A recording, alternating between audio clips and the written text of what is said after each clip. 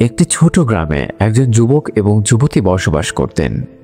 তারা দুজন একে অপরকে খুব ভালোবাসত। তাদের সম্পর্ক ছিল অটুট, তবে কিছু সমস্যাও ছিল। যুবকটি তার জীবনের উদ্দেশ্য সম্পর্কে অনেক চিন্তা করত, আর যুবতীটি তার জীবনে আরো সহজ এবং সুখী করতে চেয়েছিল।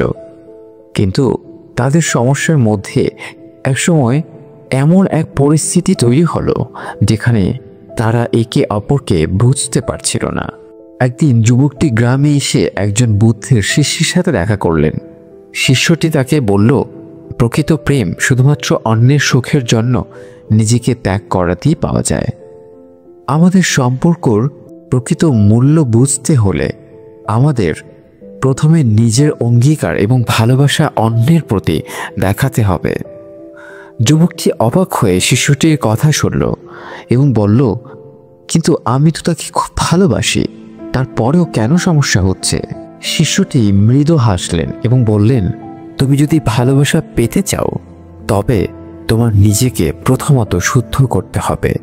বুদ্ধ বলেন, যদি তুমি অন্যের প্রতি সহানুভূতিশীল হতে চাও তবে আগে নিজের প্রতি সহানুভূতি দেখাও।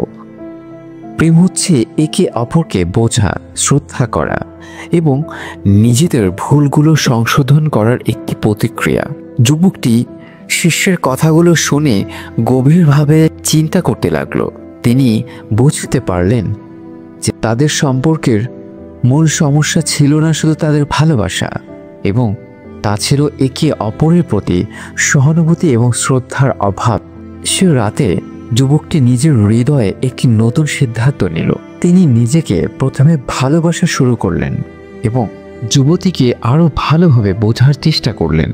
সে তার অভ্যন্তরীণ শান্তি অর্জন করার পর তাদের সম্পর্কটি নতুন রূপে এবং একে অপরকে আরও ভালোভাবে বুঝতে শুরু করলো। আমাদের ভালোবাসার শ্রদ্ধা এবং প্রকৃত প্রেম সহানুভূতি এবং শ্রদ্ধার উপর নির্ভর করে, এবং প্রেম কেবল অনুভূতি বিষয় নয়, এটি একটি প্রতিক্রিয়া যা বোঝার এবং সহানুভূতি দেওয়ার মাধ্যমেই শক্তিশালী হয়।